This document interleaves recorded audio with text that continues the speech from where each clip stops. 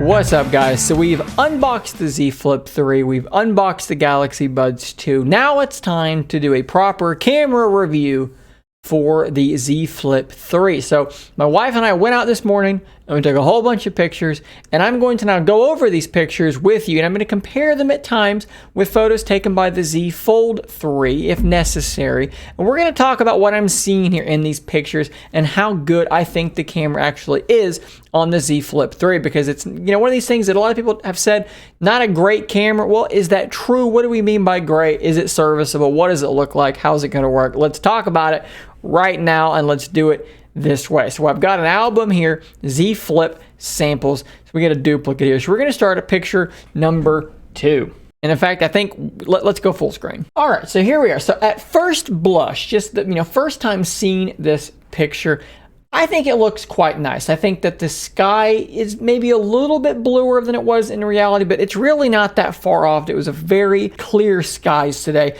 Let's zoom in and see what kind of detail we get, when we really crop in. Keep in mind, this is a 12 megapixel ultra wide camera for this first shot. And I think that the detail level here is actually pretty good for being a 12 megapixel camera. I think overall this is a picture I would be happy to have. And then let's compare it to the one taken on the Z Fold 3. And you're going to notice they're pretty much identical in levels of detail. Looks very similar to me as well. The sky looks about the same. And that should be expected, because they are both running a 12 megapixel camera. I actually think that the Z Flip 3 got the better picture here, because I got a little bit more lens flaring going on, and that affected the image quality, whereas Jesse's camera did not. So we get much more clarity down here in the plants themselves. Picture number 2, we got a nice looking tree here, and again the sky, this is more accurate for the sky without this, the sun really over brightening things. This is about what the sky looked like. Dynamic range looks pretty good. The shadows look pretty good. The highlights aren't super blown out. Let's zoom into some highlights here, see if we got any detail being retained. And we do. We actually have a fair amount of detail being retained here. The shadows on the trunk, not super crushed. You can still see detail there. You can see detail in the grass down in the shadows here. And you are losing some detail here, but that's a very dark area. Overall, I think this is another pretty good picture for the Z Flip. Here's an image here of a bridge on this trail, and you're going to see there was some light coming in from this corner, and that resulted in some flaring going on here, and that is affecting the image quality. But overall, detail looks pretty good still. I don't think this is a terrible image, but the light, that flaring you can see right here, did affect things a little bit. Now this picture here, we're actually zoomed in 2x, and we did this because the Z Flip does not have a telephoto lens, so it has to just crop in. So did that affect things? How does this look to you? Does it look okay? Now let's jump over to the Z Fold 3 in the same sort of image, but now I actually have a telephoto lens. So does this look better? Again, going from the Fold to the Flip, one thing you're going to notice is the color profile on the Flip is very different. This is a more bluish tone to a more, maybe it's more natural. But what about in terms of detail? Let's zoom into an area right here and see if we can get any more detail. Let's take a look at these leaves, these little plants growing here. Let's go back to the Flip and let's zoom in. How much are we gonna lose by not having a telephoto? And you can see there, yeah, we're definitely losing some clarity by not having a dedicated telephoto lens. But I think the craziest thing here is not necessarily the detail, because unless you punch in, you're not really going to notice it all that much.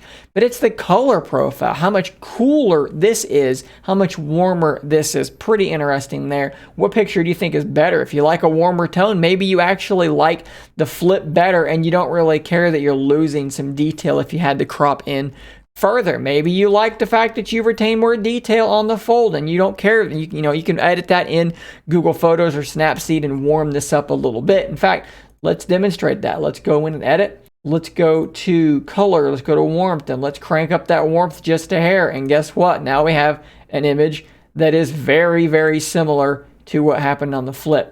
Pretty interesting, though, that they're that far off. And I think more than likely what's going on there is when you have a device like the Fold that has 3 separate cameras, this is something Apple's talked about a lot, that they want each camera to look, in terms of color, in terms of feel, to look the same. Well, on the Fold, they aren't quite perfect, so it's very possible that switching to that telephoto is responsible for that cooler color tone. Had I been using the standard lens, perhaps it would have had a color tone temperature-wise closer to what the Flip had. So in this instance, 3 cameras is good, but 3 cameras aren't always as consistent in terms of aspects like temperature. So now we use the Pro mode, and we used manual focus to get a up-close photo of this plant here. You'll actually notice we captured a very small beetle of some sort up on this plant as well. You got some nice depth of field here naturally occurring. This is not portrait mode. This is manual focus, and on the Z Fold, very similar image. I mean, these are very, very similar. If I told you these are on the same camera, I don't think you would argue with me. I think you would probably just say, yeah, they look like they were taken on the same camera. Very, very similar. Maybe a little bit more contrast here, but other than that, really similar detail, really similar characteristics overall. Here's another good looking macro photo. I like the soft fall off of the bokeh and the focus. The detail is again pretty good here, even though this is just a 12 megapixel camera, it still is doing a pretty good job. And here is a video sample that I will now play for you where I'm standing in some bright light. This is shot at 4K 60, but this video is going to be in 1080p, so ignore that. But this video was shot with me standing in some bright light at a distance. I'm walking in closer, so pay attention to everything you can see and hear in this video sample. Okay, so this is filming 4K 60 FPS on the Z Flip 3. Pay attention to audio in particular. Can you hear the cicadas? How does my voice sound as I get closer? How does the exposure change as I walk up, going from being in the sun to being in the shadow? I think it's probably going to look pretty good. And this shot is a couple of back-to-back examples of walking while filming with the Z Flip 3. Okay, now we are filming just a little bit of walking action here again, 4K 60. Now this is with super stable or super steady mode rather turned off, and I'm walking at a fairly brisk pace here. So now we're going to switch over to the same thing, but now with the super steady mode enabled. And now you should see that this is much more stable, maybe not quite the pixel level of near gimbal performance, but it definitely is much more steady than it was before.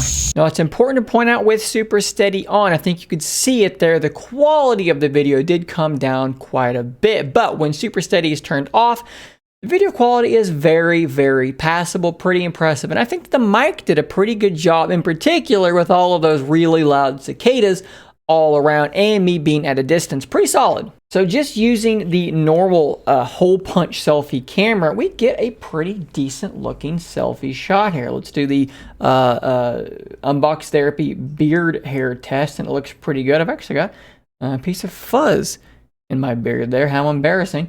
But this looks pretty good. Obviously the blurring here is always problematic around hair, and you're going to get the same sorts of problems here with hair. It is what it is, but it looks pretty good. But one of the things you can do with the Z Flip 3 is you can take pictures using the cover display. So you can take a selfie using the primary cameras, using the cover displays to frame your shot.